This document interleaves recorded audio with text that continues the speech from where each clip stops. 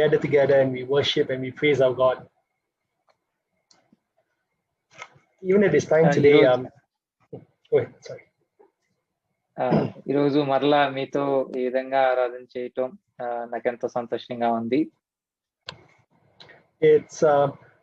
We are currently in the Lent season, and this season is a very important time because it's a time when we remind ourselves of a God that loves us so much, a God that has done so much for us and who wants us to really use our lives to bring glory and to bring honor to Him. ఈ దినాలు ఎంతో ప్రాముఖ్యమైన దినాలు. మీకు తెలియకపోతే ఈ సమయాన్ని శ్రమ దినాలు అని అంటారు. అంటే గుడ్ ఫ్రైడేకి 40 రోజుల ముందు దినాలని ఇంగ్లీష్ లో లెంట్ డేస్, తెలుగులో శ్రమ దినాలు అని అంటారు. ఇవి ఎంతో ప్రాముఖ్యమైన దినాలు. ఈ సమయంలో దేవునికి మనం దగ్గరగా జరగటానికి, అలాగే ఆయన చేసిన ఆ యొక్క గొప్ప త్యాగాన్ని జ్ఞాపకం చేసుకునే సమయం అన్నమాట ఇది. I was reading a devotional earlier this week, and it was talking about what is the purpose of Lent. ఈ వారాల్లో నేను ఒక ఆరాధన క్రమాన్ని చూస్తా ఉన్నాను. ఒక దాంట్లో అందులో అసలు ఎందుకు ఈ శ్రమ దినాలు అంటే ఏంటి, అసలు ఎందుకు మనం పాటించాలి, అసలు ఏంటి అనేది తెలుసుకోవటానికి నేను చదువుతున్నాను. And it said that the purpose of Lent was to create space in the middle of life's responsibilities.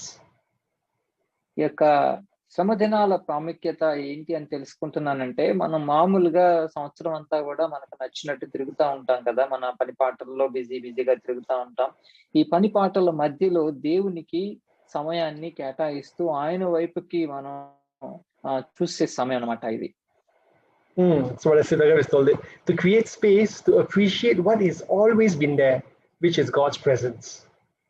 దేవుని యొక్క సన్నిధి ఎప్పుడు ఉంటుంది, కానీ ఆ సన్నిధికి మనం ఆ సన్నిధిని చూడటానికి, ఆ సన్నిధిని అనుభవించడానికి మనం దాని వైపు చూసే సమయంగా మనం ఇది అనుకోవచ్చు.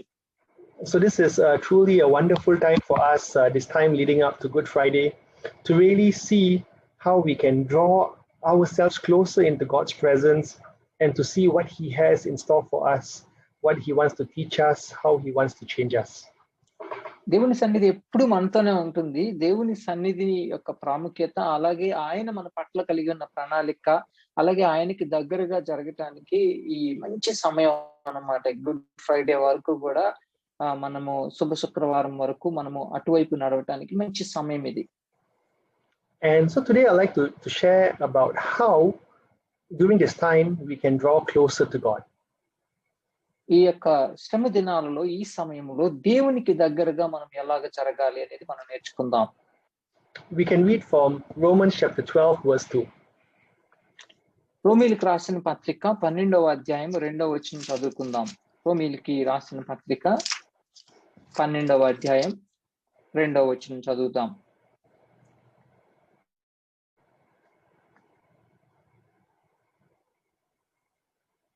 Brother, can I read it in Telugu? Yes, sure. మీరు ఈ లోక మర్యాదను అనుసరింపక ఉత్తమమును అనుకూలమును సంపూర్ణమునై ఉన్న దేవుని చిత్తమేదో పరీక్షించి తెలుసుకొనున్నట్లు మీ మనస్సు మారి నూతన మగుట వలన రూపాంతరము పొందుడి. Amen. So here it talks about transformation. It talks about change, and change that starts with the renewing of our mind. ఇక్కడ ఏమనుందంటే మనస్సు మారటం అనేది రూపాంతరం చెందటం అని తెలుగులో ఉంటుంది. మనస్సు మారటం గురించి మాట్లాడుతూ ఉన్నారు ఈ వచనంలో. ఇందులో మొట్టమొదటిగా ఏంటంటే రూపాంతరం చెందాలి. రూపాంతరం చెందటానికి ముందు మన మనస్సు మారాలి, మన ఆలోచన సరళి మారాలి. And so here we can see very importantly, it is not so much that we are trying to change our actions, trying to change our words, trying to change the people we mix with, but very importantly, we are trying to change our thoughts, because everything starts from our thoughts. మామూలుగా మన స్నేహితుల గురించి మనం మాట్లాడే పద్ధతులు, తర్వాత మనం కలిసే ప్రజల గురించి ఆలోచన కాకుండా, అది మార్పులు చేసుకోవటం కాకుండా మొట్టమొదటిగా మన మనస్సు, మన ఆలోచనలు మారాలి. So during this time, the Lord wants to transform our lives from where we are to where He wants us to be. ఈ సమయంలో దేవుడు మనం ఎక్కడున్నామో మనం ఉన్న స్థితి నుంచి ఆయన మనల్ని ఎక్కడ పెట్టాలనుకుంటున్నాడో ఆ స్థితికి దేవుడు తీసుకుని వెళ్ళే సమయం అది. You know, all of us are on a journey with God. మనం అందరం కూడా ఈ యొక్క ఒక రకమైన ప్రయాణంలో ఉన్నాం, దేవునితో కలిసి ఆధ్యాత్మిక ప్రయాణం చేస్తున్నాం. And on that journey, we are at different points in the journey. ఈ యొక్క ప్రయాణంలో మనకి రకరకాల మజిలీలు ఉంటాయి, అంటే ఒక్కొక్క ప్లేస్లు వస్తా ఉంటాయి కదా అవి. And on that journey, wherever we are, God has something that He wants to change and wants to bring us further along in that journey. ఈ యొక్క ప్రయాణంలో మనం ఒక్కొక్క మెట్టు ముందుకు వెళ్తా ఉంటాం. మనం ఉన్న స్థానం నుంచి మరొక స్థానానికి దేవుడు తీసుకుని వెళ్తా ఉంటాడు. But the journey is always to get closer and closer to God and to become more and more and more like Him. ఈ యొక్క ప్రయాణం అంటే ఏంటంటే, మనం ఇంతకు ముందు మనం పాట పాడుకునేటప్పుడు నేర్చుకున్నాం కదా ఈ గమ్యం అనేది. ఈ గమ్యం ఏంటంటే, ఈ ప్రయాణంలో దేవునికి దగ్గరగా వెళ్ళటం, ప్రభు అయిన యేసుక్రీస్తు పోలికలోనికి దినదినము మార్చబడటం.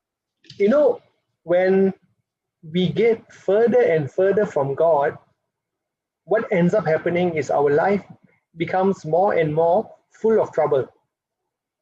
దేవునికి మనం ఎంత దూరంగా వెళ్తామో అన్ని కష్టాలు కొని తెచ్చుకుంటాం. We can read this in Proverbs chapter 13 verse 15. ఈ మాట మనము సామెతలు 13వ అధ్యాయము 15వ వచనంలో చూసుకోవచ్చు. దేవునికి మనం ఎంత దూరం వెళ్తే అన్ని కష్టాలు పాలవుతాము అనే మాట సామెతలు గ్రంథం 13వ అధ్యాయం 15వ వచనం. సుబుద్ధి దయను సంపాదించును, విశ్వాసఘాతకుల మార్గము కష్టము. And the reason it's hard is because when we are not walking close to God, we are not walking towards where He wants us to go. మనము దేవునికి దూరంగా వెళుతున్నాము అని అంటే దాని అర్థం ఏంటంటే, దేవుడు మనకి ఒక గమ్యస్థానాన్ని నిర్దేశించాడు కదా, ఆ గమ్యానికి మనం దూరంగా వెళ్తున్నట్టు. So imagine that God has a plan. He has a direction that He wants to see our life going towards. దేవుడు ఆయన ఒక దిశలో మనం వెళ్ళాలి, ఒక మార్గంలో మనం వెళ్ళాలని దేవుడు ఏర్పాటు చేసుకున్నాడు మనల్ని. But once we are not close to Him, we do not understand what is that path that He has for us. And so here we are walking in our own paths. మనం ఏంటంటే దేవుడు ఉద్దేశించిన మార్గాలు ఒక్కొక్కసారి మనం ఎరుగక మనకు నచ్చిన మార్గంలో వెళ్ళిపోతా ఉంటాం. And so what He wants is for us to draw closer to Him so that we can understand where He wants us to go, what He wants us to become, and be transformed through Him. మనము దూరంగా కాకుండా దేవునికి దగ్గరకు వచ్చేటప్పుడు ఏమవుతుందంటే, దేవుడు మనల్ని అసలు ఎక్కడ ఉంచాలనుకుంటున్నాడు, ఏ స్థానంలోకి మనల్ని తీసుకుని వెళ్తున్నాడు అనేది మనం కొంచెంగా మనం తెలుసుకుంటాం.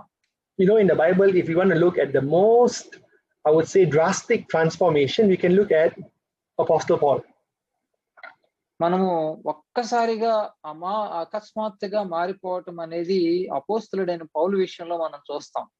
You know, he was a man known as Saul before, and he was torturing Christians. ఆయన ఇంతకు ముందు సౌలు అనే పేరుతో పిలువబడేవాడు. ఆయన అంతకు ముందు క్రైస్తవులను వేటాడి హింసిస్తున్న వ్యక్తి.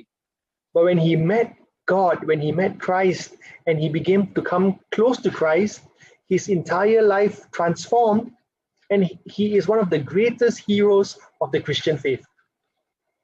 ఏం జరిగిందంటే, ప్రభు అయిన క్రీస్తుని ఒక్కసారి ఆయన ఎదుర్కొన్నప్పుడు, ఆయన చూసి ఆయనతో మాట్లాడిన తరువాత ఆయన ఎంతగా మారిపోయాడంటే, క్రైస్తవులను హింసించేవాడు క్రీస్తు కొరకు హింసలు పాలవటానికి సిద్ధమైన వ్యక్తిగా మారిపోయాడు. So today in our life, we might be somewhere that is not where God wants us to be.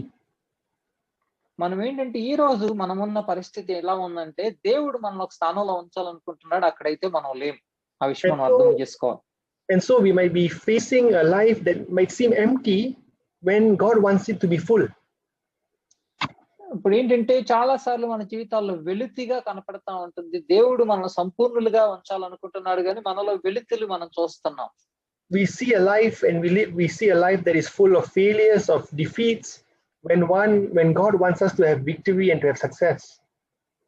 దేవుడు మనము విజయస్తులుగా, అత్యధికమైన విజయస్తులుగా ఉండాలని మనల్ని ఏర్పాటు చేసుకుంటే మనము ఎన్నో ఓటములు, అవమానాలు గుండా మనం వెళ్తా ఉన్నాం. And so today we will look at the life of a man who, from where he was, he realized what was wrong and he came back to where God wanted him to be. ఈరోజు మనం ఒక వ్యక్తి గురించి ధ్యానం చేసుకుందాం. ఆయన ఏంటంటే ఒక దేని స్థితిలో ఉన్నాడు, తన ఉన్న స్థితిని అర్థం చేసుకొని దేవుడు ఉద్దేశించిన ఆ యొక్క మార్గంలోనికి, ఆ గమ్యస్థానానికి ఏ విధంగా చేరుకున్నాడో మనం నేర్చుకుందాం. And this can be something we can learn from this man's life and how we can use his example to draw closer to God in this season. ఈ వ్యక్తి ఉదాహరణ ద్వారా ఈ వ్యక్తి ఏ విధంగా మారాడు అనేది చూసుకుంటూ దాని ద్వారా మనం పాఠాలు నేర్చుకోవచ్చు. So today we'll be looking into the life of the prodigal son. ఈ రోజు మనము ఆ యొక్క కుమారుడు, రెండవ కుమారుడు ఉంటాడు కదా, ఆ చిన్న కుమారుని కథ మనం నేర్చుకుందాం. And so we'll read a passage from the Gospel of Luke, chapter 15. I'm not sure if anyone can read. It's a bit long, 11 to 24. So if you can read it in Telugu, then from there we can go through this. Yeah, sorry. లూకాసు వార్త 15వ అధ్యాయంలో ఉంటుంది. తప్పిపోయిన కుమారుని కథ మనం చాలా సార్లు విన్నాము, మరొకసారి చూద్దాం. 15వ అధ్యాయం 11వ వచనం నుంచి 24వ వచనం వరకు చదువుకుందాం. 15వ అధ్యాయం 11 నుంచి 24 మధ్యలో.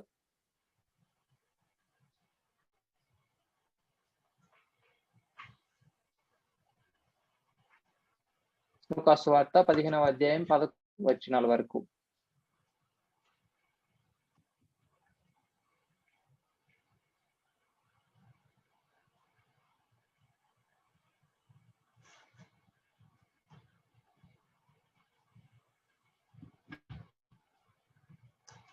So that's Luke 15, verse 11 to 24. లూకాసు వార్త 15వ అధ్యాయం 11 నుంచి 24. స్పర్జన్ ఉన్నారండి? ఓకే, నేను చదువుతున్నాను, ఆలస్యం అవుతుంది. మరియు ఆయన ఇట్లనెను, ఒక మనుష్యునికి 2 కుమారులుండిరి. వారిలో చిన్నవాడు, తండ్రి, ఆస్తిలో నాకు వచ్చు భాగమిమ్మని తన తండ్రి నడుగగా అతడు వారికి తన ఆస్తిని పంచిపెట్టెను. కొన్ని దినములైన తర్వాత ఆ చిన్న కుమారుడు సమస్తమును కూర్చుకొని దూరదేశమునకు ప్రయాణమైపోయి అచ్చట తన ఆస్తిని దుర్వ్యాపారం వలన పాడు చేసెను. అదంతయు ఖర్చు చేసిన తరువాత ఆ దేశమందు గొప్ప కరువు రాగా వాడు ఇబ్బంది పడసాగి వెళ్ళి ఆ దేశస్థులలో ఒకని చెంత చేరాడు. అతడు పందులను మేపుటకు తన పొలములలోనికి వాడిని పంపాడు. వాడు పందులు తిను పట్టుతో తన కడుపు నింపుకొన ఆశపడిన గాని ఎవడును వానికి ఏమి ఇయ్యలేదు. అయితే బుద్ధి వచ్చినప్పుడు వాడు, నా తండ్రి వద్ద ఎంతో మంది కూలివాండ్రకు అన్నము సమృద్ధిగా ఉన్నది, నేనైతే ఇక్కడ ఆకలికి చచ్చిపోవచ్చున్నాను. నేను లేచి నా తండ్రి వద్దకు వెళ్ళి, తండ్రి, నేను పరలోకమునకును విరోధముగాను నీ ఎదుటను పాపం చేసి తిని ఇక మీదట నీ కుమారుడునని అనిపించుకొనుటకు యోగ్యుడును కాను. నన్ను నీ కూలి వారిలో ఒకనిగా పెట్టుకొనమని అతనితో చెప్పుద్దననుకొని లేచి తండ్రి వద్దకు వచ్చాను. వాడు ఇంకా దూరముగా ఉన్నప్పుడు తండ్రి వానిని చూచి కనికరపడి పరిగెత్తి వాని మెడ మీద ముద్దు పెట్టుకొనెను. అప్పుడు ఆ కుమారుడు అతనితో, తండ్రి, నేను పరలోకమునకు విరోధముగాను నీ ఎదుటను పాపము చేసి తిని ఇక మీదట నీ కుమారుడునని అనిపించుకొనుటకు యోగ్యుడును కానను. అయితే తండ్రి తన దాసులను చూచి ప్రశస్త వస్త్రము త్వరగా తెచ్చి వీనికి కట్టి వీని చేతికి ఉంగరము పెట్టి పాదములకు చెప్పులు తొలగించుడి, క్రొవ్విన దూడను తెచ్చి వధించుడి, మనము తిని సంతోషపడదము. ఈ నా కుమారుడు చనిపోయి మరలా బ్రతికెను, తప్పిపోయి దొరికినని చెప్పెను. అంతటి వారు సంతోషపడసాగిరి. So here this beautiful story, it talks about 2 key characters, the father and the prodigal son. And so as we read through today's passage and as we go into the different points, remember the father represents God the Father and the son is us, represents us in the story. ఈ యొక్క కథలో మనకి 2 వ్యక్తులను చూస్తున్నాము. తండ్రి అలాగే తప్పిపోయిన చిన్న కుమారుడు. ఇక్కడ మనం తండ్రిని ఈ కథలో ఉన్న తండ్రి మన పరలోకపు తండ్రికి సాదృశ్యంగా ఉన్నాడు. తప్పిపోయిన కుమారుడు మనం అనుకోవచ్చు, మనం ఉన్న స్థితిలో మనం అనుకోవచ్చు. And so like this son in the story, similarly we often go away from the father. ఇక్కడ ఈ కథలో తప్పిపోయిన కుమారుడు ఏ విధంగా అయితే తప్పిపోయాడో మనం కూడా చాలా సార్లు తండ్రి సన్నిధిని వదిలి తప్పిపోయిన స్థితిలోకి మనం వెళ్తా ఉంటాం. In our minds we think that there are certain things that we need to go after. There are things that we feel are more important, and so our attention, our focus switches from the father to things that we think are more important. మన మనసులలో ఏంటంటే కొన్నిసార్లు దేవుని కంటే కొన్ని విషయాలను ప్రాధాన్యమైన అంశాలుగా ఎంచుకొని దేవుణ్ణి పక్కన పెట్టేసి మన ఆలోచనలకు అనుగుణంగా వెళ్ళిపోతా ఉంటాం. And so here the prodigal son, he tells his dad, give me mine. ఇక్కడ కుమారుడు ఏమని అంటున్నాడంటే తండ్రి దగ్గరికి వచ్చి నా ఆస్తిలో నా భాగం ఇవ్వు అని అడుగుతున్నాడు తండ్రితో. What is due to me, you give it to me and I will go. ఏమని అడుగుతున్నాడంటే నా ఆస్తిలో నాకు రావాల్సిన భాగము నా ఆస్తి నాకు పంచిపెట్టేసి నేను వెళ్ళిపోతాను అని అంటున్నాడు. And in that moment you can see, wasn't focused on the relationship, the son was focused on what the father could give him. ఇక్కడ గమనించండి, ఈ కుమారుడు తండ్రితో ఉన్న సంబంధం గురించి అసలు ఆలోచన చేయట్లా. ఆయన నా తండ్రి, నన్ను ప్రేమించిన తండ్రి అన్న విషయాన్ని పక్కన పెట్టేసి నాకు రావాల్సిందేదో నాకు ఇచ్చేసే అని ఆ రావాల్సిన వాటి గురించే తన ఆలోచనను పెట్టాడు. And sometimes we can be like that. We are focused on what can God do for me, what can God give me, but we do not want to have that wonderful intimate relationship with him. ఇక్కడ మనం కూడా చాలా సార్లు నా దేవుడు నాకేమిస్తాడు, ఆయన దగ్గర నాకు ఏం దొరుకుతుంది అనే ఆలోచనతో ఉంటాం. అలా కాకుండా దేవుడితో ఉన్న మనకి అన్యోన్య సహవాసం, అన్యోన్యమైన ఈ సంబంధాన్ని గురించి మనం ఆలోచన చేయకుండా ఉంటాం కొన్నిసార్లు. And so here the son, his view of the father was so small, it was so wrong. And so all he was concerned about was of the things my father has, what belongs to me, I want that. ఇక్కడ చూడండి, ఈ కుమారుడు ఆలోచన పూర్తిగా తప్పు. ఇక్కడ ఏంటంటే తండ్రి గురించి ఆలోచన చేయకుండా తండ్రి ఆస్తిలో నాకేం వస్తుంది, ఆయన దగ్గర నుంచి నేనేం పొందుకుంటాను అని చెప్పి ఆలోచన మాత్రమే చేస్తున్నాడు. And so he took what he was due and he left the father and he went off to Jerusalem and spent all that money the father had given him on women, on food, on wine, on entertainment, just to make himself feel good. ఇక్కడ కుమారుడు నా ఆస్తిలో నా భాగం ఇచ్చేసే అని చెప్పి మొత్తం మీద తండ్రి దగ్గర ఆస్తిని తీసుకొని వెళ్ళిపోయి దూరదేశానికి వెళ్ళిపోయి తనకిచ్చిన ఆస్తి మొత్తాన్ని కూడా అన్ని విషయాలు అంటే చెడు విషయాలన్నిటికీ కూడా అంటే తినటానికి, తాగటానికి, పాపం చేయటానికి ఉపయోగించి పాడు చేసుకున్నాడు. The last thing on his mind was the father, but everything the father had given him, he was using it to enjoy himself. ఇక్కడ చూసినట్లయితే తండ్రి చాలా చివరి స్థానంలో ఉన్నాడు. తండ్రి నుంచి వచ్చే ఆస్తి ప్రథమ స్థానం తీసుకుంది, తండ్రి చాలా చివరి స్థానంలోనికి వెళ్ళిపోయాడు ఈ పరిస్థితిలో. And so he completely forgot about his dad. He spent everything the dad had given him and he came to a stage when he had nothing left. ఇక్కడ చూడండి, ఆయన అన్నంతగానో ప్రేమించే తన నాన్నగారిని పూర్తిగా మర్చిపోయాడు. ఆ డబ్బులు అయిపోయేంత వరకు కూడా డబ్బుల్నే ముందు స్థానంలో పెట్టాడు. And then the recession hit and there was no jobs, there was no food, and he was in a very desperate situation. ఇక్కడ తనకి జేబులో డబ్బులు అయిపోయినాయి, ఉద్యోగం దొరకట్లేదు, ఉద్యోగం ఎక్కడ ప్రయత్నించినా గానీ ఏమీ లేదు, చాలా నిరుత్సాహమైన దీన స్థితిలోనికి వెళ్ళిపోయాడు. And so he went desperately looking for a job, and the only job he could find was taking care of the pigs. ఉద్యోగం కోసం ప్రయత్నం చేసి చివరికి ఆయనకి దొరికిన ఒకే ఉద్యోగం ఏంటంటే పందులను మేపటం. And now for a Jew, pigs are considered unclean animals. మీకు గమనించినట్లయితే యూదులకి పంది అనేది చాలా అపవిత్రమైన జంతువు, అంటే దాని జోలికి అసలు వెళ్ళకూడదు అనమాట యూదులుగా ఉన్నవాడు. But he had to go so low and do the lowliest of jobs because he didn't want to be in a relationship with his father anymore. ఇక్కడ చూడండి ఏం జరిగిందో. తను యూదుడిగా అసలు పందుల జోలికి వెళ్ళని పరిస్థితిలో నుంచి తండ్రి సన్నిధిలో నుంచి వదిలి బయటకు వచ్చిన తర్వాత చివరికి ఎంత దీనస్థితిలోకి వెళ్ళిపోయాడంటే అసహించుకునే పందులను మేపాల్సిన అవసరం వచ్చేసింది. And here he is taking care of the pigs, and he's so desperate, he's so hungry. The best option for him was to eat the food that the pigs were eating. ఇక్కడ ఎంత దీనస్థితిలో ఉన్నాడంటే ఈయనకి ఆకలి వేసేసి తినటానికి ఏమీ దొరక్క పందులు తినే పొట్టును తినటానికి కూడా ప్రయాస. And as he was eating that food, the thought came to his mind, even in my father's house, the servants have better food than this. ఇక్కడ పందులు తినే పొట్టును తింటా అప్పుడు గుర్తుకొచ్చాడు వాళ్ళ నాన్నగారు, వాళ్ళ తండ్రి గుర్తుకొచ్చి, నా తండ్రి ఇంట్లో ఎంతో మంది సేవకులు ఉన్నారు, ఆ సేవకులు కూడా ఇంతకంటే ఎంతో మంచి ఆహారం తింటున్నారు, నేను ఈ పందులు తినే పొట్టు తినాల్సి వస్తుంది అని ఆలోచన చేశాడు. And then he comes to it, let me go back to my father's house and tell him I will work as a servant for him so that I can get some proper meals and be taken care of.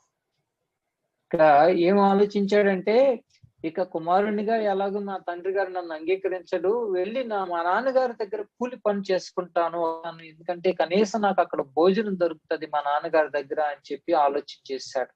And then we know after that when he comes back, the father welcomes him, he puts the robe on him, he gives him the signet ring, and he has the greatest party and the greatest celebration to welcome him home.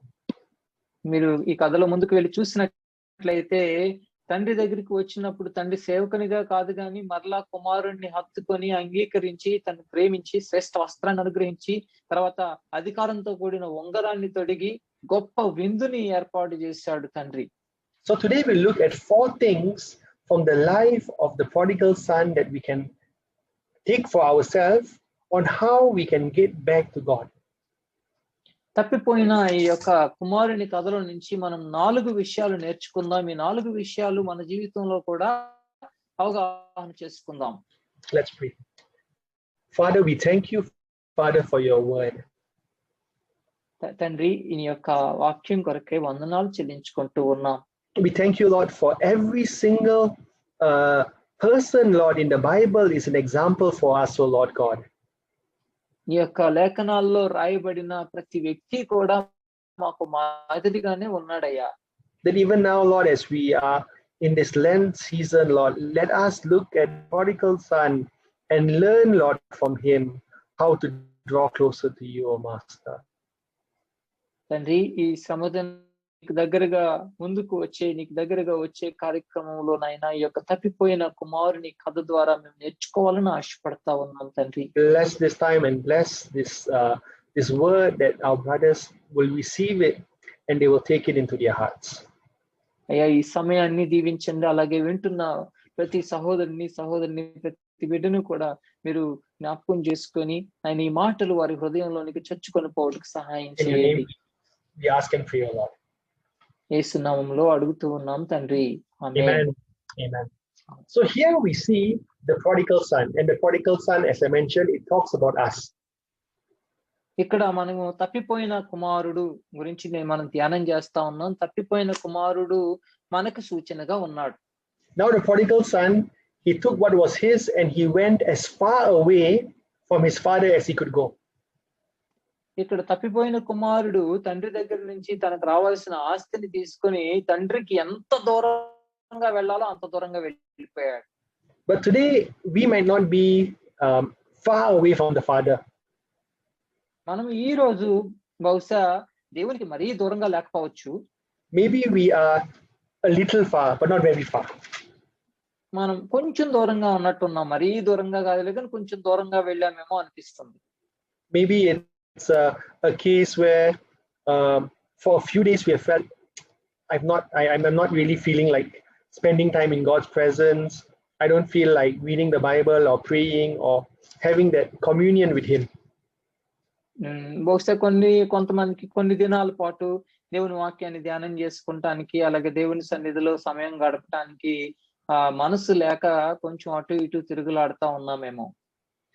Or it could be that some of us here today might be only here because we feel that the only way to get something from God is to come to His presence or come to His house. Maybe కొంతమంది బహుశా మనం ఇలా ఆలోచన చేస్తా ఉన్నామేమో, దేవుని సన్నిధిలోకి వస్తే తప్ప మనం ఆయన ఏమి ఇవ్వడు మనకి, అందుకనే ఆయన సన్నిధికి రావాలి, అందుకే ఈ యొక్క ఆరాధన అటెండ్ అవ్వాలి అని ఆలోచన చేస్తున్నామేమో. But today God is a God that doesn't look for followers, He looks for sons. దేవుడు ఈ రోజు తనను వెంబడించే వారి కంటే కూడా తన కుమారుల కొరకు ఎదురు చూస్తా ఉన్నాడు. And He's a God that wants to bring us into sonship, bring us into a relationship, bring us into a situation where we are always in constant communication and in constant fellowship with Him. దేవుడు మనకి తన కుమారత్వాన్ని అనుగ్రహించాలని ఆశపడతా ఉన్నాడు. అంటే కుమారులుగా మనం ప్రతిష్ఠించాలని, తండ్రి కుమారుల యొక్క సంబంధాన్ని దేవుడు ప్రాముఖ్యంగా మనలో నెరవేర్చాలని ఆశపడతా ఉన్నాడు. And so He wants us continually to be working towards becoming not just being His son, but becoming more and more like Him as a child who wants to follow the Father. ఇక్కడ దేవుడు ఏం కోరుకుంటున్నాడంటే తండ్రి పోలికలోనికి మార్చబడి, తండ్రి ఏ విధంగా ప్రవర్తిస్తున్నాడో, తండ్రి ఏ విధంగా అయితే నడుస్తున్నాడో అలా నడిచే కుమారుల కొరకు ఎదురు చూస్తా ఉన్నాడు. So the first thing that we can see about the prodigal son, what he did to change, was that he became fed up with his life. ఇక్కడ మనం తప్పిపోయిన కుమారుని కథలో చూసినట్లయితే, కుమారుడు ఎప్పుడు తన తండ్రి దగ్గరికి వెళ్ళాలని ఆలోచన వచ్చిందంటే, తన జీవితం పట్ల తనకు అసహ్యం కలిగే పరిస్థితుల్లోనికి వచ్చినప్పుడు. He went far away from the Father. He did all the things that he wanted to do, and his life began to fall down lower and lower and lower and lower and lower. తండ్రి సన్నిధిని వదిలిపెట్టేసి, తండ్రి ఇంటిని వదిలిపెట్టేసి బహుదూర దేశానికి వెళ్ళిపోయి, తన పరిస్థితి అడుగడుగు కూడా రోజు రోజుకి క్షీణించిపోయి దారుణమైన పరిస్థితిలోనికి పడిపోయిన తరువాత గుర్తుకొచ్చాడు నాన్నగారు. But all the while in his mind, for him it felt that this is what he's supposed to do with his life. అప్పటి వరకు ఏమనుకున్నాడంటే, ఇదే జీవితం అంటే, మా తండ్రి ఆస్తిని తీసుకుంటాం, దాన్ని ఖర్చు పెట్టడం, ఎంజాయ్ చేయటం అని అనుకున్నాడు. Until finally, when he came to the lowest level, he realized that's enough. This is not the life that I'm supposed to have. There must be a change. ఇక్కడ ఆలోచనతో వెళ్ళిన వ్యక్తి చివరికి చాలా దీన స్థితిలోనికి వెళ్ళిపోయిన తర్వాత గుర్తించాడు, ఇది కాదు నా తండ్రి ఉద్దేశించింది, ఇది కాదు నా జీవితం ఇలా ఉండటానికి వీల్లేదని అప్పుడు ఆలోచన చేశాడు. Nothing in our life changes until we are dissatisfied and unhappy and determined to change. ఇక్కడ మీరు గమనించాల్సింది ఏంటంటే, మన జీవితము ఎప్పుడు మారుతుంది అని అంటే, మనం చేసే వాటి పట్ల మనకి అసహ్యం వచ్చే స్థితిలో ఉన్నప్పుడు, అంటే మన యొక్క అసహ్యతను మనం గుర్తించినప్పుడు. And that is what exactly happened here. This prodigal son, he came to a stage where he gave up. He realized that's enough. That it's I've gone too far away from the Father, and now I have wasted my life. ఇక్కడ గమనించినట్లయితే, ఈ వ్యక్తి తండ్రికి దూరంగా వెళ్ళిపోయి పరిస్థితులంతా కూడా తారుమారైపోయి దీనస్థితిలో ఉన్నప్పుడు, అప్పుడు మొత్తం 2 చేతులు పైకెత్తేసి, ఇక ఇది కాదు నా పరిస్థితి, ఇలా ఉండటానికి కాదు, ఇలా ఉండకూడదు, ఇది కాదు, ఇది సరైన పరిస్థితి కాదు, ఇది సరైన గమ్యస్థానం కాదు, సరైన దిశ కాదు అని చెప్పి గుర్తించాడు.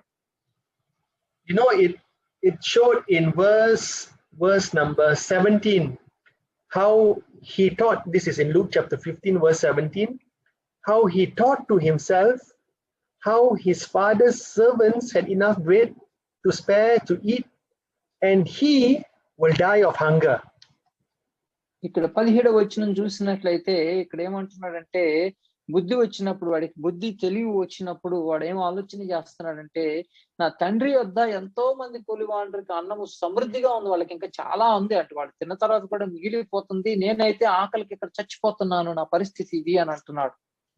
You know, this talks about a physical hunger, a hunger where he felt that there was so much that he could have which he didn't get, and now he was feeding himself with the most worthless of food.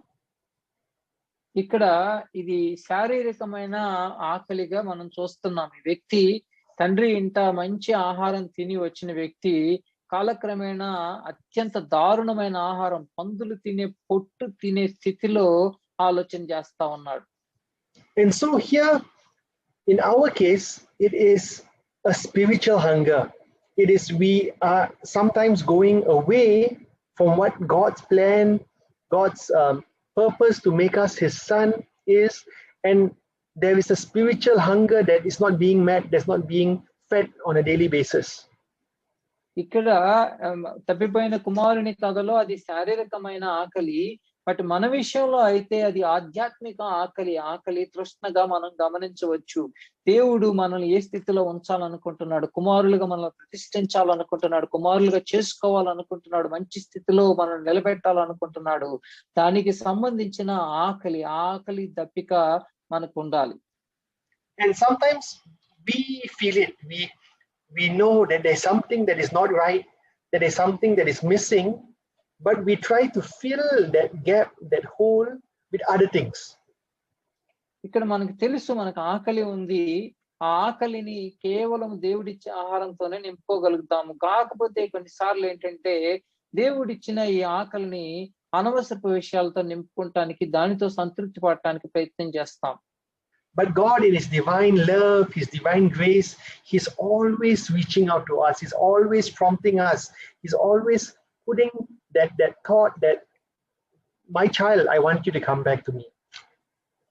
కానీ దేవుడు ఎంత మంచి దేవుడు అంటే, మనల్ని ఎంతగానో ప్రేమిస్తున్న మన తండ్రి మనల్ని వెతుక్కుంటూ వస్తూ, ఇది కాదు నాన్న, ఇది కాదు నీకు కావాల్సింది, దీంతో నువ్వు నింపుకుంటానికి వీలు లేదు, నేనిచ్చే ఆహారం ద్వారా నువ్వు సంతృప్తి పరచబడాలి అని చెప్పి దేవుడు మనల్ని పదే పదే ప్రోత్సహిస్తాడు. You know, in the story, it obviously was for many thousands of years ago, but I can imagine if it was in today's context, the father would have sent a WhatsApp message to the son, how are you? How is your health? Are you well? Is everything okay with you? I love you. I want to see you again. ఈ కథ కొన్ని వేల సంవత్సరాల కిందట జరిగిన కథ. ఒకవేళ మనం ఈ రోజు ఉన్న పరిస్థితిలో ఒకవేళ చూసినట్లయితే, తండ్రి దగ్గర కుమారుడి దగ్గర మొబైల్ ఫోన్స్ ఉన్నాయని అనుకున్నట్లయితే, తండ్రి బహుశా కుమారుడికి ఇలా వర్తమానాలు పంపిస్తూ ఉంటాడు. కుమారుడా, ఎలా ఉన్నావు, బాగున్నావా, తిన్నావా, ఎలా ఉన్నావు ఏంటని వాట్సాప్ లో మెసేజ్ పంపిస్తున్నాడు అని అనుకోండి. And even more, our heavenly Father, his eyes are upon us, his thoughts are for us. He always is trying to bring us back to him, but often we fill our lives with so many other things and try to block him out. మన పరలోకపు తండ్రి ఎప్పుడు కూడా మన గురించి ఆలోచన చేస్తా ఉన్నాడు. మనల్ని తన మంచి స్థానంలో కూర్చోబెట్టాలని చెప్పి దేవుడు ఎంతగానో ఆశపడతా ఉన్నాడు. ఆయన ఆలోచనలకు మనం దూరంగా వెళ్ళిపోతా ఉన్నాం ఎన్నోసార్లు. And so here what happened is the prodigal son, he came to his senses, he realized, that's enough, I need to go back to the father. ఇక్కడ తప్పిపోయిన కుమారుడు, ఈ తప్పిపోయిన వ్యక్తికి బుద్ధి వచ్చినప్పుడు ఆలోచన చేసి నా తండ్రి దగ్గరికి నేను వెళ్ళిపోవాల్సిందే అని నిర్ణయం తీసుకున్నాడు. And our Father is the same. He wants us to come to that realization that we need him and that in him is the best for our life. మన పరలోకపు తండ్రి ఆలోచన కూడా ఇలాగే ఉంటుంది. మనము బుద్ధిని తెచ్చుకొని, మనము తెలుసుకొని తండ్రి యొక్క ప్రేమను గురించి ఆలోచన చేసి తండ్రి దగ్గరికి రావాలని ఆయన ఆశపడతా ఉంటాడు. You know, in Jeremiah 29 verse 13, it talks about how God, those that seek God will, with seriousness and wanting, they will find him. Jeremiah 29 verse 13. 29వ అధ్యాయము 13వ వచనంలో మనం చూసినట్లయితే చూడండి, మీరు నన్ను వెదికిన ఎడల పూర్ణ మనస్సుతో నన్ను గూర్చి విచారణ చేయని ఎడల మీరు నన్ను కనుగొందురు అని చెప్పి మాట్లాడుతున్నారు. And that is what God wants us to have in our hearts on a daily basis, always with desperation, with hunger, with desire to seek him. మన హృదయంలో ఇలాంటి ఆకలి, ఆశ మనకు ఉండాలి అని చెప్పి తండ్రి అయిన దేవుడు ఆశపడతాడు, తండ్రి అయిన దేవుడు ఆలోచన చేస్తున్నాడు. And so today, that's the first thing we need to do. We need to realize that our God has great plans for us. Our God loves us, and our God wants us to be in that relationship with him.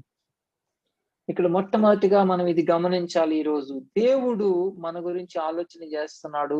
ఆ యొక్క సంబంధంలో, ఆ యొక్క fellowship లో, ఆ యొక్క సహవాసంలో మనం ఉండాలని చెప్పి దేవుడు ఆశపడతా ఉన్నాడు. ఆ ఆశ మనకి మన ఆలోచనల్లో ఎప్పుడు కూడా ఉండాలి. And so it has to have that attitude of saying, enough, I need to come back. మనం ఎప్పుడు కూడా ఇప్పుడు వరకు నేను చేసిన తప్పులు చాలు, ఈ సమయం సరిపోతుంది, లోకంతో తిరిగిన సమయం సరిపోతుంది, ఇక నా దేవుని దగ్గరికి, నా తండ్రి దగ్గరికి వెళ్ళాలి, ఎప్పుడు కూడా ఆలోచనతో మనం ఉండాలి. So the first step is to be fed up with our life and desire, and to have the thought and the will to go and to change and to draw closer to God. ఇక్కడ మొట్టమొదటిగా ఇక చాలు, ఈ పరిస్థితి చాలు, ఈ యొక్క దేనస్థితి చాలు, ఈ యొక్క ఓటములు సరిపోతాయి, ఇక నా తండ్రి దగ్గరికి వెళ్ళాలి అనే ఆలోచన మొట్టమొదటిగా మనకి ఉండాలి. The second thing we can learn from the prodigal is that after he became fed up with what he had done, he went to the father and he owed up for the sin and for the wrongdoing that he had done. ఇక్కడ రెండవదిగా ఆలోచన వస్తే ఆలోచన దగ్గర ఆగిపోకుండా తండ్రి దగ్గరికి వెళ్ళాడు. వెళ్ళి తండ్రి దగ్గర తన పాపాన్ని ఒప్పుకున్నాడు. రెండవదిగా, you know, if we read Luke 15, 17, 18, it says he came to his senses and he said to his father, I have sinned against God and I have sinned against you. ఇక్కడ 18వ వచనంలో చూసినట్లయితే, నేను లేచి నా తండ్రి ఎదుటకు వెళ్ళి, తండ్రి, నేను పరలోకమునకు విరోధముగాను నీ ఎదుటను పాపం చేసి నేను ఒప్పుకుంటాను అంటున్నాడు. You know, the prodigal realized that he couldn't live without his father. Same way, we need to realize that we can't live lives apart from God. ఇక్కడ ఈ తప్పిపోయిన కుమారుడు ఏ విధంగా అయితే గుర్తించాడు, తండ్రి లేకుండా, తండ్రి సన్నిధిలో ఉండకుండా నేను బ్రతికి బట్ట కట్టలేను అని చెప్పి ఎలా అయితే గుర్తించాడో, మనం కూడా తండ్రి సన్నిధిని విడిచి మనం బ్రతకలేము అనేది గుర్తించుకోవాలి. You know, sometimes when we pray, we might feel somehow it's like our prayers are not going through.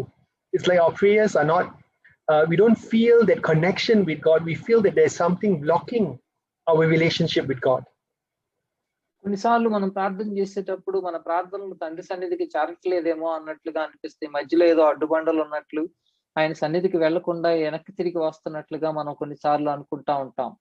And we can read from Isaiah 59 verse 2, and it says, your sins have separated you from your God and have hidden his face from you. యెషయా గ్రంథము 59వ అధ్యాయము ఇక్కడ మొదటి వచనంలో చూసినట్లయితే, మీ దోషములు మీకును మీ దేవునికి అడ్డముగా ఉన్నాయి, మీ పాపములు ఆయన ముఖమునకు మీకు మరుగుపరిచెను కనుక ఆయన ఆలకింపుకున్నాడు అని చూస్తున్నాం మనం. And so because of the life that we are living, because of the wrong decisions that we are making on a daily basis, we block off that relationship, that connection with God. మనం అనుదిన జీవితంలో మనం చేసే ఎప్పుడు నిర్ణయాల ద్వారా మనము దేవునికి మనకి మధ్యలో అడ్డుబండలు మనమే సృష్టిస్తా ఉన్నాం. And so here it's so important that we have to realize our sin. We have to realize when we have not put God first. We have to realize when we have put things ahead of God. మనం గుర్తించుకోవాలి ఏంటంటే దేవుని స్థానంలో మనం ఏమన్నా పెడుతున్నామా, దేవుని కంటే ముందు ఏదన్నా వస్తువుని పెడుతున్నామా, ఏదన్నా ఆలోచన పెడుతున్నామా అనేది మనం ఎప్పటికప్పుడు చెక్ చేసుకుంటూ ఉండాలి. There is this nice saying from a well-known pastor, and he mentioned, if you feel far from God, guess who moved? ఇక్కడ ఒక పాస్టర్ గారు చెప్పిన మాట నాకు గుర్తుకొస్తా ఉంది. ఒకవేళ నువ్వు దేవునికి బాగా దూరంగా ఉన్నానని ఒకవేళ నువ్వు అనిపిస్తా ఉందనుకోండి, నీకు ఇప్పుడు ఎవరు దూరంగా వెళ్ళిపోయారు అనేది, ఎవరు దూరంగా జరిగారు అనేది నువ్వు ముందు గుర్తుపెట్టుకోవాలి. And so often it's not often, always when our relationship with God is no longer what it's supposed to be, it is not because God is not being God. It's because we have failed in what we are supposed to do to draw close to him and to be in communion with him. మనం గమనించాల్సింది ఏంటంటే దేవునికి మనం బాగా దూరంగా ఉన్నట్లు మనం ఆలోచన చేస్తున్నాము అంటే మనం ఆ పరిస్థితి ఉన్నట్లయితే దేవుడు మనకు దూరంగా వెళ్ళిపోలేదండి, మనమే దేవునికి దూరంగా వెళ్ళిపోయాం. ఆ విషయాన్ని మనం గుర్తుంచుకోవాలి. దేవుడు ఎప్పుడు కూడా మనల్ని వదిలి వెళ్ళాలని ఆశపడే దేవుడు కాదు. మనమే తండ్రి అయిన దేవునికి దూరంగా వెళ్ళిపోయి దూరంగా ఉన్నామని ఆలోచన చేస్తా ఉన్నాం. When we give anything, our love that was supposed to be for God, we give it the first love, that thing is an idol. మనము దేవుని స్థానంలో ఏది తీసుకొచ్చి పెట్టినా, ఏ వస్తువు పెట్టినా, ఏ వ్యక్తి పెట్టినా గానీ అది మనకు విగ్రహం అయిపోతుంది. And so often when we say idols, we think of maybe a stone statue or a metal statue or carving or an engraving or something. మనం ఏమనుకుంటామంటే విగ్రహం అనగానే మనకి గుళ్ళో ఉన్న విగ్రహాలు, రాతి విగ్రహాలు లేకపోతే చెక్క విగ్రహాలు అన్నట్లుగా గుర్తుకొస్తా ఉంటాయి. But an idol is simply anything that takes the place of God in your life. విగ్రహం అంటే మరేదో కాదండి, దేవుని స్థానాన్ని తీసుకునే ఏదైనా సరే అది విగ్రహమే.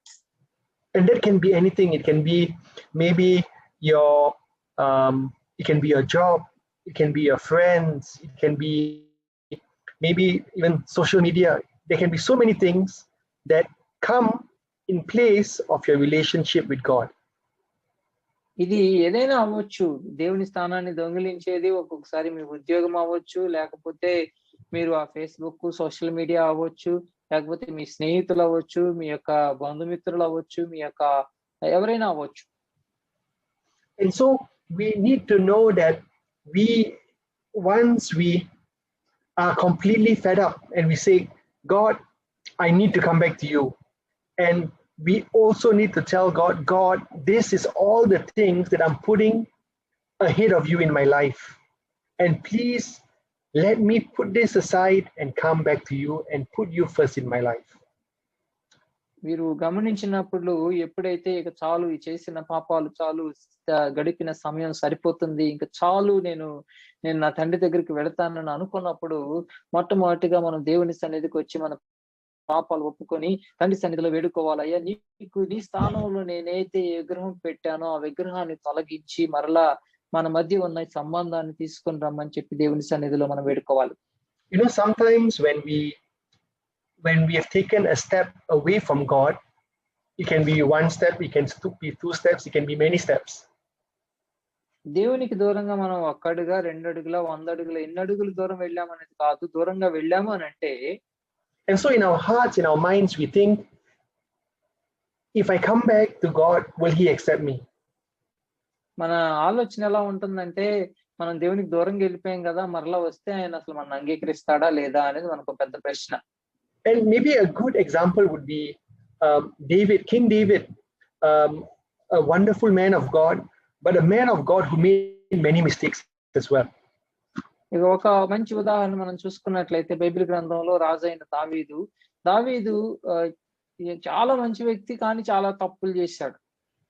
And so here in this, we're going to read a verse, and the context to this verse is, before David says this thing, he had done something that was really bad and really wrong and really against God. ఇక్కడ దేవునితో ఈ మాట చెప్పటానికి ముందు దావీదు చాలా దారుణమైన పాపం చేశాడు, దేవునికి వ్యతిరేకంగాను మనుషులకు వ్యతిరేకంగాను. And so what he had done, he had committed adultery and he had killed the husband of that woman. ఏం చేశాడంటే దావీదు ఒక స్త్రీతో వ్యభిచారం చేశాడు, అంత మాత్రమే కాకుండా ఆ స్త్రీ యొక్క భర్తను చంపించేశాడు.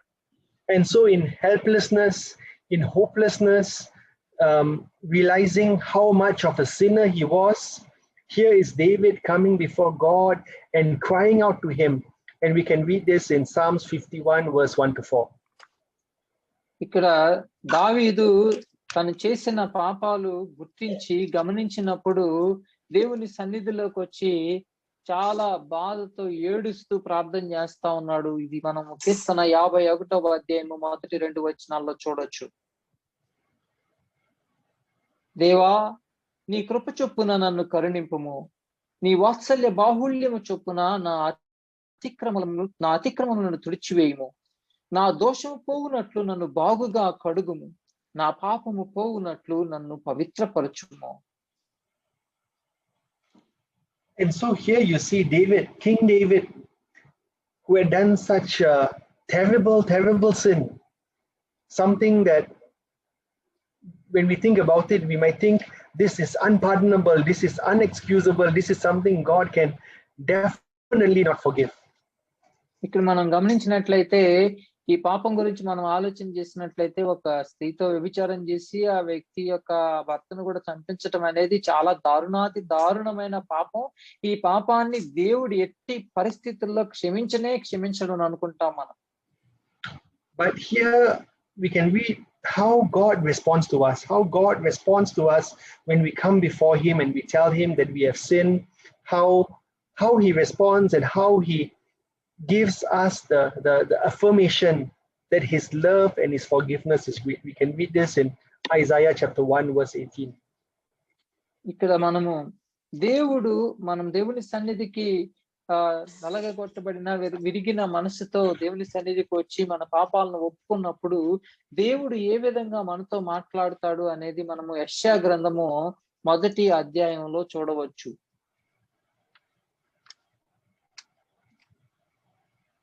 యెషయా గ్రంథం 1వ అధ్యాయం.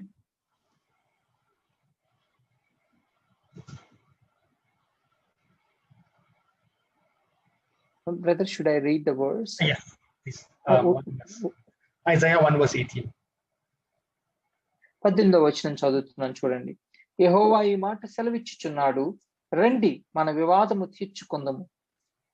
మీ పాపములు రక్తము వలె ఎర్రనివైనను అవి హిమము వలె తెల్లబడును, కెంపు వలె ఎర్రనివైనను అవి గొర్రె బొచ్చు వలె తెల్లనివగును.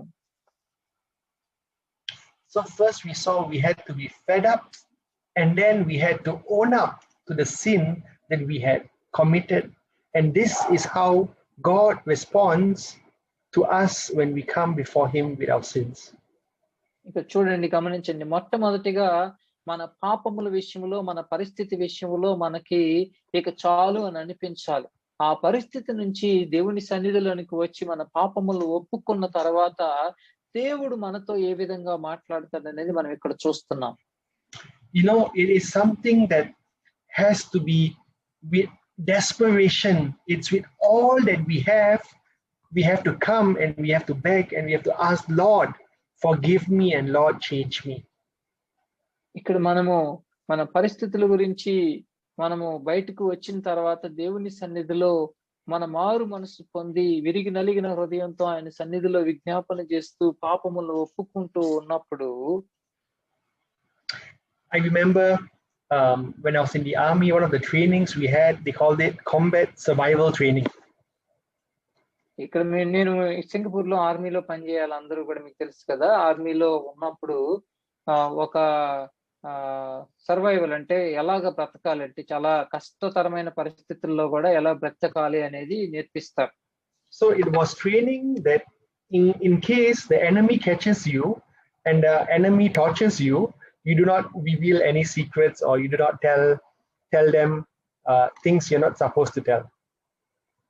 ఇక్కడ ఏంటంటే పరిస్థితి, ఒకవేళ శత్రు దేశంలో మనము దొరికిపోయాం అనుకోండి, మనం ఈ మధ్య కాలంలో చూసాం కదా, మన పైలట్ ఒక ఆయన దొరికిపోయాడు. అలాగ ఒకవేళ మనం శత్రు సైన్యానికి దొరికిపోతే వాళ్ళు మనల్ని చాలా హింసిస్తున్నప్పుడు మన దేశ రహస్యాలను చెప్పకుండా ఎలా ఉండాలి అనేది మాకు ట్రైనింగ్ ఇస్తారు. And so one of the things that they did is they would hold your head into like a puddle of water, mud water on the floor. వాళ్ళు ఏం చేస్తారంటే శత్రువులు మనతో మాట చెప్పించడం కోసము మురికి నీళ్ళల్లో మన తలకాయని ముంచేస్తారు, నీళ్ళల్లో తలకాయ పెడతారు అనమాట మన తలకాయని. And for maybe the first few seconds you just feel uncomfortable and you feel that this is not good, this is not something that I can take. మనం ఆ మురికి నీళ్ళల్లో మన తలను పెట్టినప్పుడు ఇది మన వల్ల కాదు, నేను తీసుకోలేను, ఇది చాలా కష్టంగా ఉంది అన్నట్టుగా అనిపిస్తుంది. But after a while it no longer is something uncomfortable, it becomes something that you become desperate that this is something that has to change immediately, if not my life is going to end. First ఏమో కొంచెం ఇబ్బందిగా ఉన్నట్టు ఉంటుంది, కొన్ని సెకండ్ల తర్వాత ఎలా ఉంటుందంటే నేను చచ్చిపోతున్నాను, ఇది కుదరదు, ఇక నేను బ్రతకడానికి అవకాశం ఉండదు అన్న పరిస్థితుల్లోకి వెళ్ళిపోతాం, తలకాయ అలా లోపల పెట్టి ఊపిరాడక. So you become desperate for the air to breathe.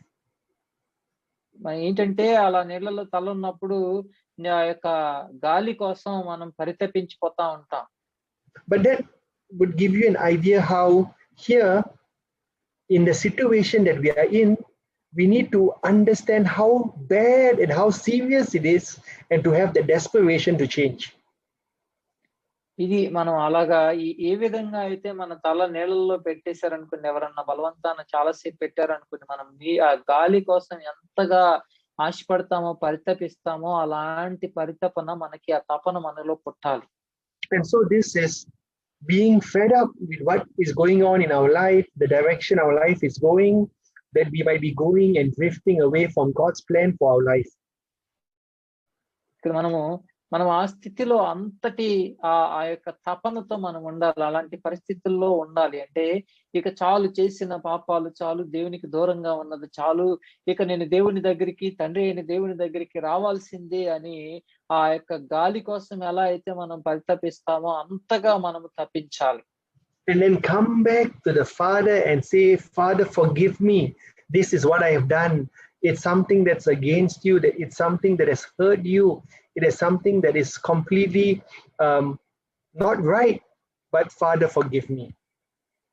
తండ్రి దగ్గరికి వచ్చి తండ్రి సన్నిధిలో మన పాపాలను ఒప్పుకొని, అయ్యా ఇది నీకు వ్యతిరేకంగాను మనుషులకు వ్యతిరేకంగాను నేను పాపం చేశాను, ఇది నువ్వు ఇష్టపడేది కాదు, నువ్వు ఉద్దేశించింది కాదు, నేను తప్పు చేశాను, నన్ను క్షమించు అని చెప్పి దేవుని సన్నిధిలో వేడుకోవాలి. And the third thing we see that the prodigal son did, he offered up his life to the Father. మూడవదిగా తండ్రి దగ్గరికి వచ్చిన ఈ తప్పిపోయిన కుమారుడు తండ్రికి తన జీవితాన్ని సమర్పించుకున్నాడు.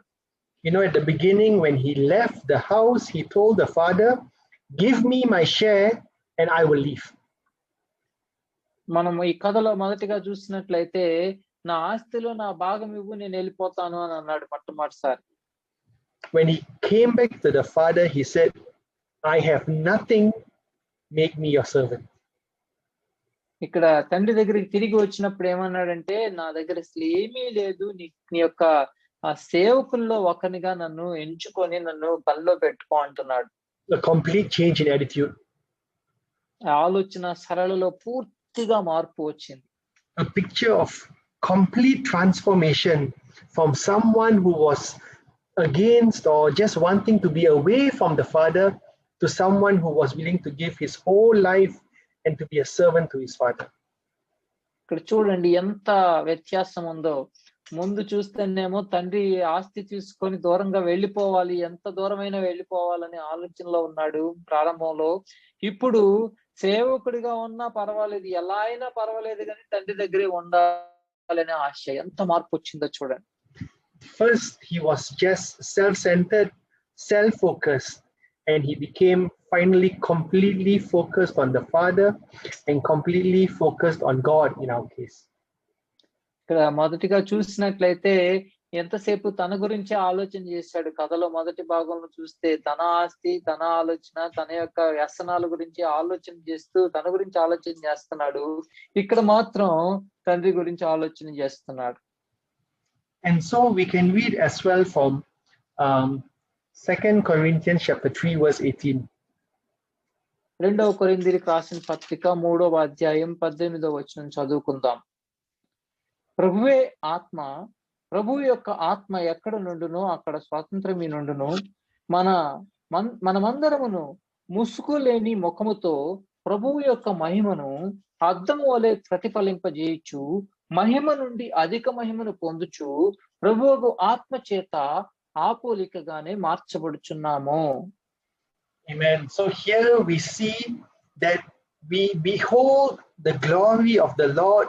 In this case, the Son was beholding the glory, the power, the wealth, the blessing, the love, the favor of the Father.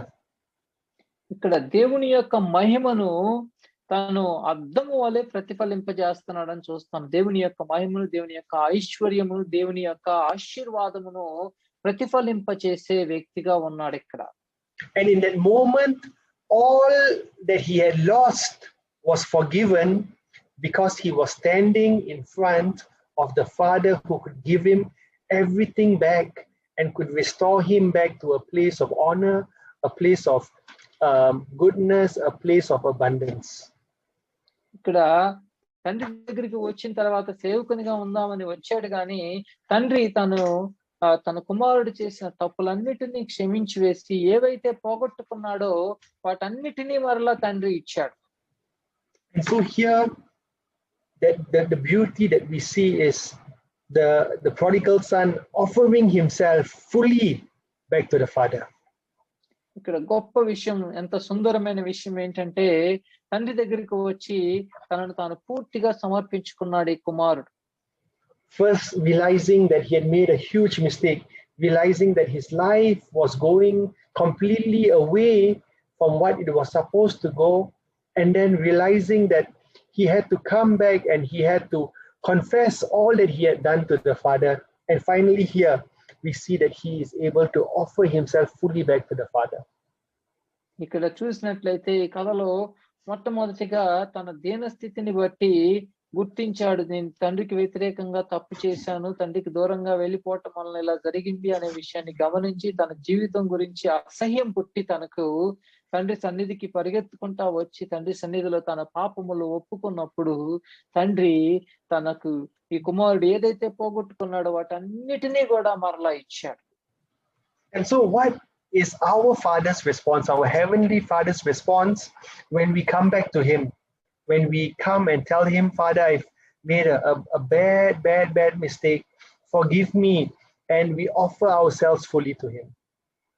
పరలోకపు తండ్రి ఏ విధంగా మనతో మాట్లాడతాడు? మనం ఒకవేళ దేవుని సన్నిధికి మనము వచ్చినట్లయితే ఈ తప్పిపోయిన కుమారుడు ఏ విధంగా అయితే తండ్రి దగ్గరికి వచ్చాడో అలాగే మనం కూడా తండ్రి అయిన దేవుని దగ్గరికి వచ్చి మన పాపములు ఒప్పుకున్నప్పుడు మన తండ్రి అయిన దేవుడు ఏ విధంగా మాట్లాడతాడు మనతో? You know, the prodigal son, he was expecting the father to maybe scold him, to tell him what he did was very bad. He had wasted half the father's money, everything the father had saved up. He had completely wasted it, and now he has come back, and maybe he was expecting the father to scold him and to really make him feel bad for what he had done. ఒకవేళ ఈ తప్పిపోయిన కుమారుడు ఏమని అనుకున్నాడంటే తండ్రి దగ్గరికి వస్తే తండ్రి నన్ను బాగా తిడతాడు, ఎందుకంటే తండ్రి ఆస్తిలో సగభాగం తీసుకుని వెళ్ళి మొత్తం నేను వ్యర్థం చేశాను, నన్ను ఖచ్చితంగా గట్టిగా తిడతాడు అని చెప్పి ఆలోచనతో ఉన్నాడు ఆ వ్యక్తి. The problem from the beginning with the son was he didn't understand the heart of the father. ఈ యొక్క తప్పిపోయిన కుమారుని కథలో మొట్టమొదటి నుంచి మనం చూసింది ఏంటంటే అసలు తండ్రిని తప్పుగా అర్థం చేసుకున్నాడు, అపార్థం చేసుకున్నాడు తండ్రి ప్రేమను. Because we read that the father, when he saw the son, he filled with a heart of love and compassion, he ran out to meet the son. ఇక్కడ చూసినట్లయితే కుమారుడు చింపిరి బుట్టలు వేసుకొని వచ్చినప్పుడు తండ్రి పరిగెత్తుకుంటా వెళ్ళి వాడి మెడ మీద ముద్దు పెట్టుకొని వాడి విషయంలో చాలా కనికరపడ్డాడు. You know, in those biblical days, normally the senior men, they wore long robes that went down to their ankles. ఇక్కడ మీరు గమనించినట్లయితే ఇప్పుడు కూడా చూస్తా ఉంటాము, కొన్ని వేల సంవత్సరాల కిందట యూదులలో పెద్దవారు, తండ్రులైన వారు ఆ యొక్క పొడవాటి వస్త్రం వేసుకునేవాళ్ళు. చివరి వరకు అంటే మన అరికాలు వరకు కూడా వస్తుంది ఆ వస్త్రం.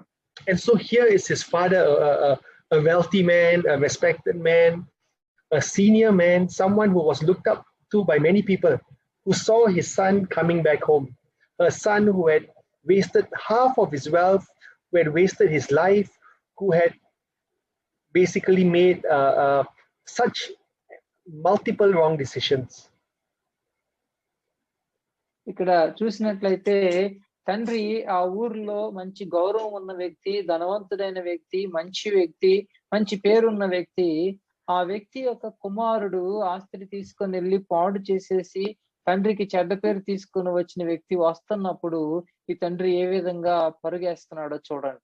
And it says, from a distance, the father saw the son coming, and for the father to run, he had to lift up his robe to be able to run.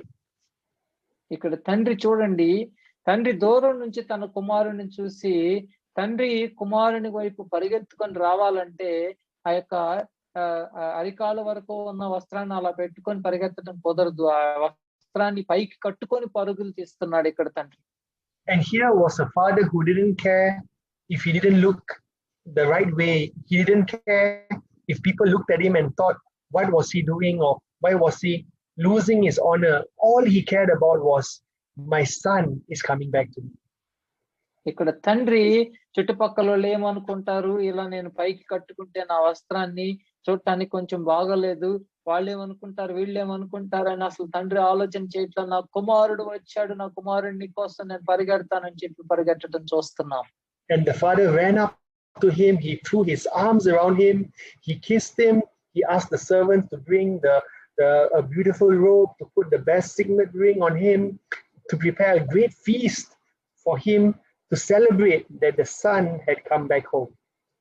ఇక్కడ చూసినట్లయితే తండ్రి పరుగున వెళ్ళి వాడిని కౌగులించుకొని మెడ మీద ముద్దు పెట్టుకొని వెంటనే సర్వెంట్స్ కి, తన యొక్క సేవకులకు ఆజ్ఞాపించాడు, మంచి వస్త్రాన్ని తీసుకొని రండి, అధికారంతో కూడిన ఉంగరాన్ని తీసుకొని రండి, ఆ యొక్క విందుకు సిద్ధం చేయండి అని ఆజ్ఞాపించాడు. All our Father wants is for us to come back and to be with him and to walk with him. మన పరలోకపు తండ్రి మన నుంచి కోరుకునేది ఏంటంటే మనం అందరం కూడా ఆయన సన్నిధికి తిరిగి రావాలి, ఆయన సన్నిధిలో ఉంటూ ఆయనతో ఉండాలనేది ఆయన ఆశ. The sin we might have done, the things that we might have done that might have hurt him, might have dishonored him, might have put a distance between us and him, that is something that he, once we come before him, he will wipe it out and he will accept us as his son. నిజమే, మన పాపములు ఆయనకి దూరంగా తీసుకుని వెళ్ళిపోయాయి. ఆ పాపముల ద్వారా ఆయనకి మనం ఎంతో అపకీర్తిని, చెడ్డ పేరుని తీసుకొని వచ్చాము. ఆయన బాధపడిన మాట నిజమే, కానీ మనం తిరిగి వచ్చినప్పుడు ఆయన మనల్ని అంగీకరిస్తాడు, మనల్ని క్షమిస్తాడు. And so here the last thing that we saw about this prodigal son, once he came home, once he was accepted back by the father, what he did was he lifted up praise, he celebrated, he just completely was enjoying the presence of his father. ఇక్కడ ఈ విషయాలన్నీ జరిగిన తర్వాత తండ్రి తనను క్షమించి విందు సిద్ధం చేసినప్పుడు మరొకటి చూస్తున్నాం. ఇక్కడ ఈ తప్పిపోయిన కుమారుడు తండ్రి ఆనందంలో, ఎంతో సంతోషంలో పాలిభాగస్తుడై ఎంతగానో సంతోషించడం చూస్తున్నాం. And that's something we all should do. We should always continually praise our Father, to give thanks to him, to worship him, to honor him, to lift up our songs and our voices to him. మనం కూడా ఇలాగే చేయాలి. దేవుని సన్నిధికి తిరిగి వచ్చినప్పుడు దేవుని స్తుతిస్తూ, ఆరాధన చేస్తూ, ఆయన సన్నిధిలో గంతులు వేస్తూ, ఆయన సన్నిధిలో సంతోషిస్తూ ఆనందించాలి. This Lent season is a season where Christ wants us to celebrate together with him. ఈ శ్రమ దినాలలో ప్రభువు తనతో కూడా మనం అందరము చేరి ఆయనతో ఆయన సంతోషంలో పాలిభాగస్తులు అవ్వాలని కోరుకుంటున్నాడు. He wants us to celebrate the best life that he is giving us to live with him in the center, guiding us and leading us. దేవుడు మన విషయంలో ఏదైతే ఉద్దేశించాడో, ఏదైతే ప్రణాళికలో ఉంచాడో ఆ ప్రణాళికను మన జీవితంలో నెరవేర్చాలని, ఆయన మన జీవితంలో ముఖ్య స్థానంలో, ప్రధాన స్థానంలో ఉండాలని ఆశపడతా ఉన్నాడు. Today we might be thinking we have a good life, we might have a comfortable life. ఒకవేళ మనం ఈ రోజు నాకు బాగానే ఉంది, నాకు అన్ని బాగానే జరుగుతున్నాయి అని అనుకుంటున్నాం మేము. But God is telling us that he wants us to have the best life. కానీ ప్రభు ఏమంటున్నాడంటే, ఏదో ఉన్నది అన్నట్టు కాదు, మీకు నేను ఎంతో శ్రేష్టమైన జీవితాన్ని సిద్ధం చేశాను, అది నీ నుంచి కోరుకుంటున్నాను అంటున్నాడు. And the only one who can give us this best life is him and a life in him. ఆ యొక్క శ్రేష్టమైన జీవితాన్ని ఇవ్వగలిగేది మన పరలోకపు తండ్రి మాత్రమే, ఆయనలోనే దొరుకుతుంది అది. Even in this time, let's just bow our heads. Let's just remember this Father, this divine, heavenly, loving Father that we have. ఈ సమయంలో మనం కళ్ళు మూసుకొని మన తలలు వంచి ఒక్కసారి ఈ యొక్క దేవాది దేవుడైన మన పరలోకపు తండ్రి గురించి ఆలోచన చేద్దాం. A Lord who loves us so much that he has come running after us. మన ఎంతగానో ప్రేమించిన ప్రభు, మన కొరకు పరుగులు తీసుకుంటూ వస్తున్న ప్రభువుని జ్ఞాపకం చేసుకుందాం. A God that loves us so much that he tells us that no matter how red, no matter how sin-filled our life can be, he will turn it as white as snow. మన పరలోకపు తండ్రి, మన ఎంతగానో ప్రేమిస్తున్న మన తండ్రి ఏమని చెప్తున్నాడంటే, మీ రక్తములు ఎంత ఎర్రగా ఉన్నాను కానీ హేమము వలె తెల్లనివిగా నేను మారుస్తాను, నేను చేస్తాను, నేను మిమ్మల్ని క్షమిస్తాను అని అంటున్నాడు. A Father who wants to welcome us back into his arms, to embrace us, to hold us, to have an intimate relationship with us day by day, step by step, to be closer and closer and closer with him. తండ్రి అయిన దేవుడు మనల్ని ఎంతగానో ప్రేమిస్తున్న తండ్రి, మనల్ని హత్తుకోవాలని, తన కౌగిలిలో మనల్ని ఉంచుకోవాలని, తన ప్రేమను వ్యక్తపరచాలని ఎంతగానో ఆశపడతా ఉన్నాడు. This is a season where we can remember that God's presence is always here with us. ఈ కాలాలలో మనం గుర్తించుకోవాలి, దేవుని యొక్క సన్నిధి మనల్ని వెన్నంటే ఉంది, మనతో కూడా ఉందన్న విషయం మనం జ్ఞాపకం చేసుకోవాలి. It's like often we turn our radio to the wrong frequency. చాలా సార్లు మనం యొక్క రేడియో ఛానల్ తప్పు ఫ్రీక్వెన్సీకి, తప్పు ఛానల్కి ట్యూన్ చేసుకుంటున్నట్టుగా ఉంటుంది. And so he keeps talking, he keeps prompting, he keeps knocking on our heart, but we can't listen because we are tuned in to so many other things. ఇలా దేవుడు ఎంతగా మాట్లాడుతా ఉన్నా గానీ, ఎన్నిసార్లు మనతో మాట్లాడాలని ప్రయత్నం చేస్తా ఉన్నా గానీ, మన ఆలోచనలు వేరే వైపుకు ఉండటం వల్ల మనం దేవుని దగ్గర నుంచి మనం ఏమి వినలేకపోతా ఉన్నాం. Today, let us tune ourselves back to that right frequency. ఈ రోజు మనము యొక్క దేవుని యొక్క స్వరం వినటానికి మన జీవితాలను ట్యూన్ చేసుకుందాం. Loving God, we thank you for you love us more than we can ever imagine. ప్రేమమయుడు అని తండ్రి, నువ్వెంతగానో మమ్మల్ని ప్రేమించావు, మేము ఊహించలేం ప్రభా, ఊహించలేని ప్రేమతో మీరు మమ్మల్ని ప్రేమిస్తున్నారు. We know that you never change, that your love never changes, your promises and your word, they never ever change, O Lord God. నీవు మారని దేవుడు అయ్యా, మార్పు లేని వాడవు, నీ ఆలోచనలో మార్పు ఉండదు, నీ వాగ్దానాల్లో కూడా ఎలాంటి మార్పు ఉండదు. And today, Lord, you see us where we are, O Master. అయ్యా, ఈ రోజు మేము ఏ స్థితిలో ఉన్నామో నువ్వు చూస్తున్నావు తండ్రి. And wherever we might be, Lord, you want us to be even closer to you, O Master. మేము ఏ స్థితిలో ఎక్కడ ఉన్నా గానీ ఇంకా నీకు దగ్గరగా మేము ఉండాలని నువ్వు ఆశపడతా ఉన్నావు. You want us to be up close in your embrace, resting on your shoulders and just being so close and so intimate with you, Lord Jesus. అయ్యా మేము నీ కౌగిలిలో భద్రపరచబడి ఆయన నీ మీద ఆనుకుని వ్యక్తులుగా ఉండాలని నువ్వు కోరుకుంటున్నావు. For that, you must be the first thing. అయ్యా ఇది జరగాలంటే నీవు మా జీవితంలో నాయన ప్రథమ స్థానంలో ఉండాలి. That we will say, Lord, nothing else will do, but you must be the number one thing in our life. అయ్యా మాకు ఇంకేమీ అక్కర్లేదు ప్రభువా, నీవు ఉంటే చాలు, నీవే ప్రథమ స్థానంలో ఉండాలి అని మనం ఆలోచనలో ఉండాలి. That day after day, Lord, we will seek after you with a great hunger, with a great desperation, with a great desire, that, Lord, we will be in constant communion with you, Lord Jesus. అయ్యా ఇలాంటి ఆశతోను దప్పికతోను ఆకలితోను ప్రభువా నీ సన్నిధిలో ఉండటానికి మేము ఇష్టలుగా ఉండాలని ఆశపడతా ఉన్నాం. We thank you, Lord, that you are a God that will never leave us. You will never forsake us. అయ్యా నువ్వు మమ్మల్ని విడువని ఎడబాయని దేవునిగా ఉన్నందుకే వందనాలు చెల్లించుకుంటూ ఉన్నాం. And today, Father, as you are calling us back to you, Lord, may we answer that call, and may we tune our lives back to the frequency that is of yours, Lord Jesus. అయ్యా ఈ రోజు మీరు మరలా మమ్మల్ని ఆహ్వానిస్తున్నారు, దాన్ని బట్టి వందనాలు చెల్లించుకుంటూ ఉన్నాం. మేము ఎక్కడెక్కడ ఏ మాటలు వింటూ ఉన్నామే ప్రభువా, వాటన్నిటిని పక్కన పెట్టి మా ఆలోచనలన్నిటిని పక్కన పెట్టేసి ప్రభువా నీ వైపు కేంద్రీకృతం చేసి నీ మాటలు వినటానికి మమ్మల్ని మేము ట్యూన్ చేసుకుంటానికి మమ్మల్ని సిద్ధపరచుకొని వేడుకుంటూ ఉన్నాం. We thank you, we praise you, we commit the rest of this time into your loving hands.